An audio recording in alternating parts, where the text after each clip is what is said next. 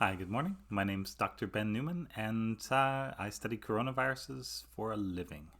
All right, next question is from Jennifer. Yeah, good morning, Jennifer.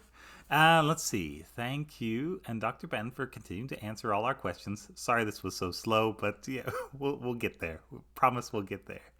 Um, let's see. I have a question, but can't find the post to ask him on. Can we help? Yes.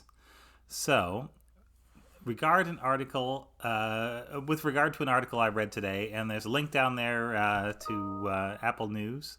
Um, uh, One, was Ben involved in this research? No. And two, what are his thoughts on it? Well, allow me to explain what the research is. So, yeah, I think the article itself calls this an insane strategy to control the virus. I would agree with that characterization.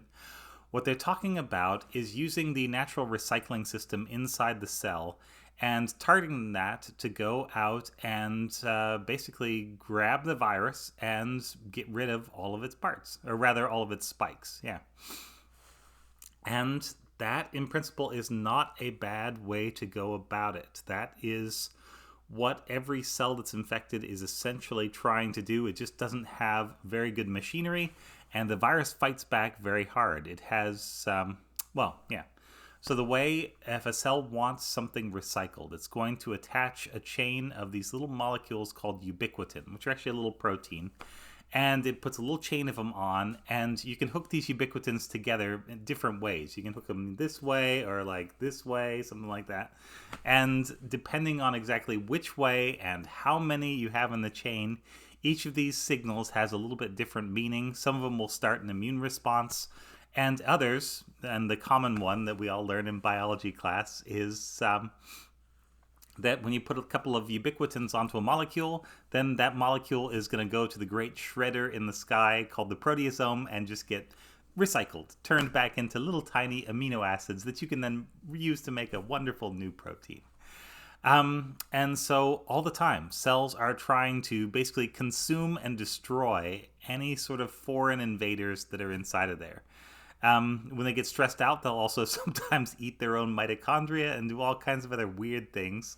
And that's kind of a different story. But yeah, so the idea is not bad. All I would say is it's probably impractical. So what they've done is there are already these enzymes inside of a cell, and they're called ubiquitin ligases. E3 ubiquitin ligases, I think, is the fancy name. And their job is to be one of the three parts that actually grabs a protein and attaches it to a machine that will put ubiquitin onto it. So this is like the bridge.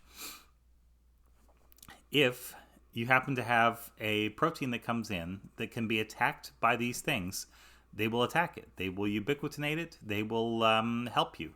There are a lot of these ubiquitin ligases that help fight HIV, for example, try and slow it down a little bit. Yeah. Um, what they are looking at here is a particular one called TRIM21, which I think I remember from anti-HIV responses, but honestly, I'd have to go back and look up. There's so many of those TRIM proteins. TRIM21 would love to put a ubiquitin on whatever it's stuck to if it could bind. And so what they've done in the paper is they made kind of a little adapter plug, basically. It's a little piece that sticks to TRIM21 down here, and it also sticks to the spike protein up here. Boom. And so now TRIM21 is attached to the spike via this weird little linker. And so, yeah, it can put ubiquitin on it, and the spike gets shredded. And they showed that in their experiments, it does this. That is some clever biology, and I like it. I also think it is kind of bonkers in terms of a therapy because you'd have to make cells express this little tiny protein. And the best way to do that would be to genetically modify people, which I don't think is going to happen too soon, but maybe. I don't know. Yeah. Maybe all this science coming out and all these mRNA vaccines change people's mind. Hard to say. Kind of depends how they work, I guess. Other strategies that they mentioned in the paper that I do not think would be viable would be to do something like a DNA vaccine or an RNA vaccine, Which mRNA vaccines? That's Moderna, that's BioNTech, Pfizer. Yeah, that's a bunch of them. Um, and but the problem is with those, I think they're only going to be there for a relatively short time. Messenger RNA does not last particularly long, and you have to have lots of these little adapters ready to be made as soon as the virus gets there in order to have a fighting chance of slowing the virus down.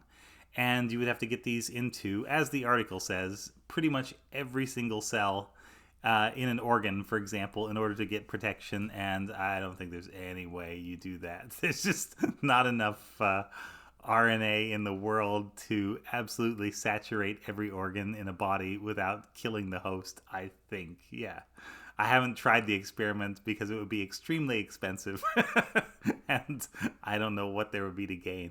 So it's really cool science, nothing to do with me, but I like it and I had not actually heard about it. So thank you for bringing that up.